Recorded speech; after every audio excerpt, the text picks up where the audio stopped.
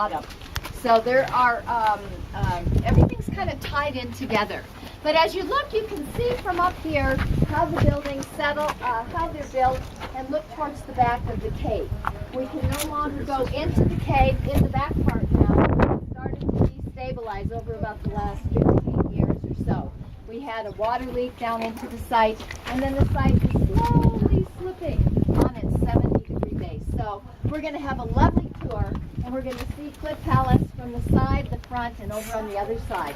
But get an idea of how it's laid out. Now the other thing I like to point out here, if you get a chance before you go down, there's two pictures on this board. The one on the right is a black and white photo from 1891, and this is what Cliff Palace looked like when it was first discovered and before we did any repair work. And we tried to do as little rebuilding as possible so that archaeologists pulled the rock rubble out, tried to stabilize the base of the walls. And in the later years, we put this walkway on the front.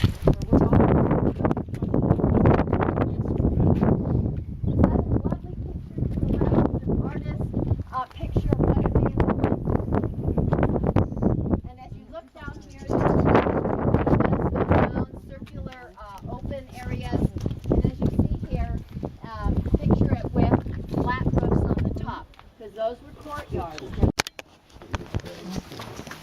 I'll put that here. Good. All right. Great. Thanks.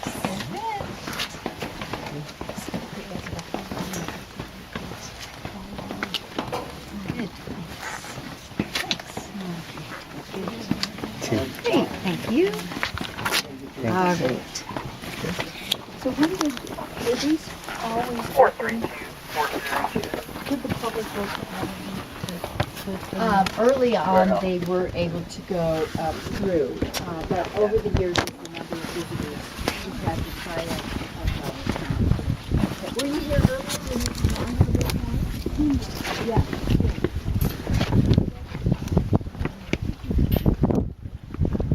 That lady that was on us during the restaurant when we were eating the elk burger. Yeah. She wouldn't have fit through there. No, definitely not. Which also goes to show you probably that the Indians were never overweight until they started eating our junk food. They were slim. I need to try them. Yeah. Can you film me? Yes. Are you really? Yes. I got about 25 minutes of video. What has your mother got? I mean, your mother-in-law got some boots. Yeah, she gave me some Lavos. Yeah. But they're high. You know, I'm just not real crazy about the high ones. We used to do that here, I also but think all they're of a 6 sudden, and a half. so many visitors started coming that there was a traffic jam Wow. all the way up to the wall. And so they said, oh, we're going to have to do. Yeah. But you know what? I bet it was wonderful to be able to wander. I'm going to pass on the left here. Great, thank you.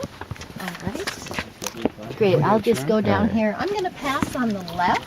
You guys stay close to the... You're down there already. You don't have to come back up. You go down in the green shirt and I'll follow.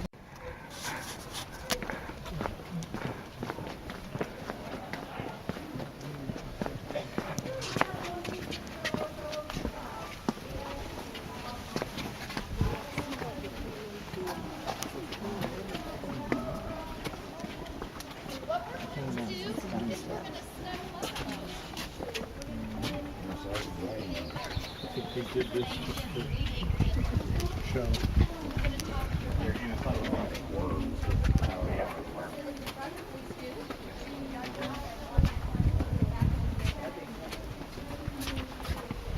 It's been a long time.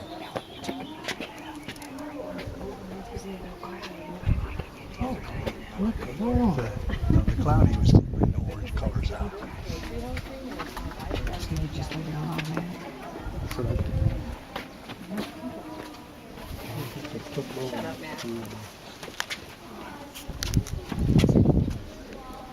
Good. More.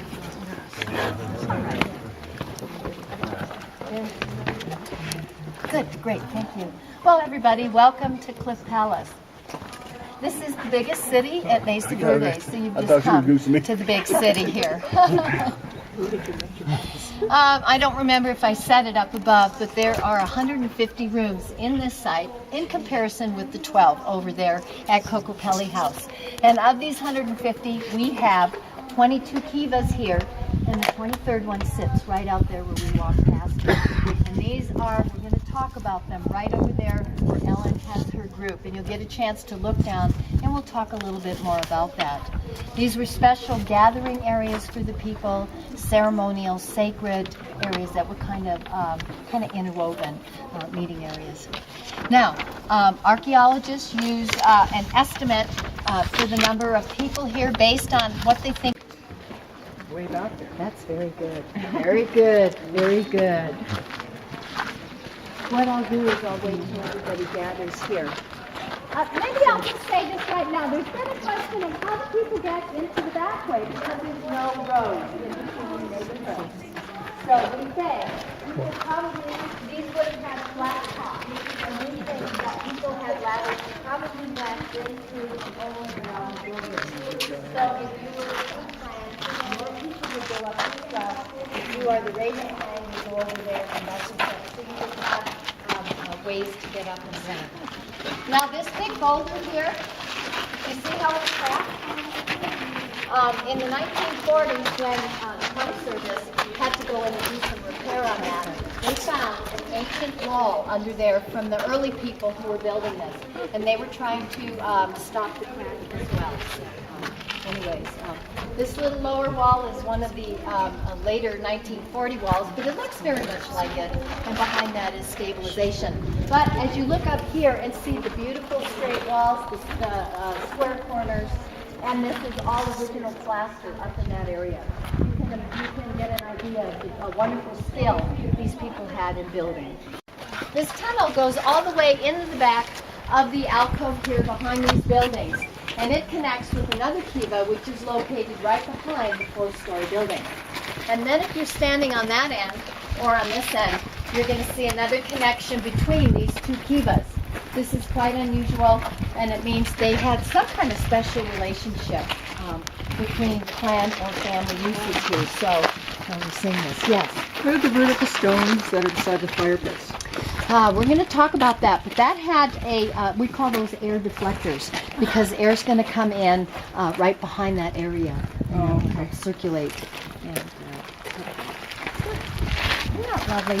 You can really get some nice views into the back of the cave that you couldn't see front on, and see how some of these buildings are. And there are some passageways in the back there between some of the older rooms, but that back area pretty much was one of the older areas. Did you see the passageway there? Isn't that cool? As you go through this little kiva here, I want to point out, we're going to go over here. I want to point out the small hole that's just opposite the fire pit. And we're going to talk about its significance. But that's known by the Hopis as their sipapu, and the word means place of emergence. And this is a symbolic representation. We have, the archaeologists have filled soil in the bottom of this and covered it up. But the kivas would have had this small symbolic place of emergence, because these are places of living and spiritual religious ceremonies. So anyways, we'll get a look at this. We'll talk a little bit more about kivas when we gather around this one here. So what really tends to work well is if you come down here, and we'll go up those stairs over there, and then we're going to gather right around this kiva here. Kiva, another word for barbecue pit. That wall back there had started to bulge in, and then it started to send pressure.